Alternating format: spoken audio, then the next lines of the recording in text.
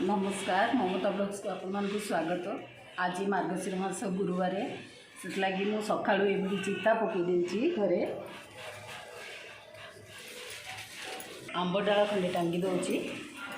आसतु देखिए मो पूजा केमती करुँची।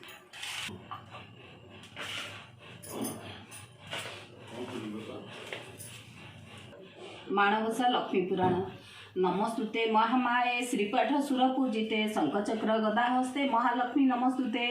नमस्ते गरुड़ारूढ़े कोले सूरे भयंकरी सर्वपाप हरे देवी महालक्ष्मी नमस्तुते। सर्वज्ञ सर्ववरदे सर्वदुष्ट भयंकरी सर्वदुख हरे देवी महालक्ष्मी नमस्तुते। सिद्धि बुद्धि प्रद देवी भक्ति मुक्ति प्रदायिनी मंत्रमूर्ते सदा देवी महालक्ष्मी नमस्तुते। देवी आद्य शक्ति माहेश्वरी जुगे जुग सम्मुदे महालक्ष्मी नमस्तुते। स्थूल सूक्ष्म महारुद्रे महाशक्ति महादुरे महापाप हरे देवी महालक्ष्मी नमस्तुते। पद्मासन स्थिते देवी परम ब्रह्म स्वरूपिणी परमेष्टि जगन्माता महालक्ष्मी नमस्तुते। सीतांबर धरे देवी नानालंकार भूषिते जगस्थिते महामाया महालक्ष्मी नमस्तुते। महालक्ष्मी ष्टकज पठे भक्तिमान रह सर्वसिद्धि वाप्नोति राजपाप्नोति सर्वदा। एक काल पठे नित्यं महापाप विनाशनम त्रिकालज पठे नित्यं धनधान्य समन्वित्वा। त्रिकालज पठे नित्यं महाशत्रु विनाशक महालक्ष्मी भवे नित्यं प्रसन्न वरदा शुभ।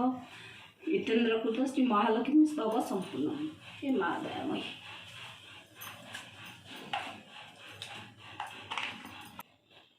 आज तो मार्गशीर मास प्रथम गुरुवार माणबसा गुरुवार यहाँ कहते। प्रथमाष्टमी पर जो गुरुवारटा पड़े सेटा को आम माणबसा गुरुवार कहू कारण लक्ष्मी निजे ही पढ़ुआ तेणुक प्रथमाष्टमी पर गुरुवार ठू आमर गुरुवार धरा जाए।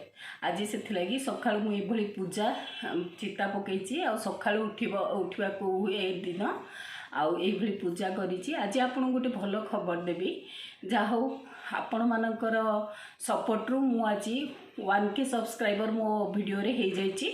से भाई आपण मैंने सपोर्ट रखु मोर उपरे विश्वास रखिंट मु कि आपन को भल जिनस करके देखी पारि बोलिकी से लगे आपण मानक अनेक अनेक धन्यवाद।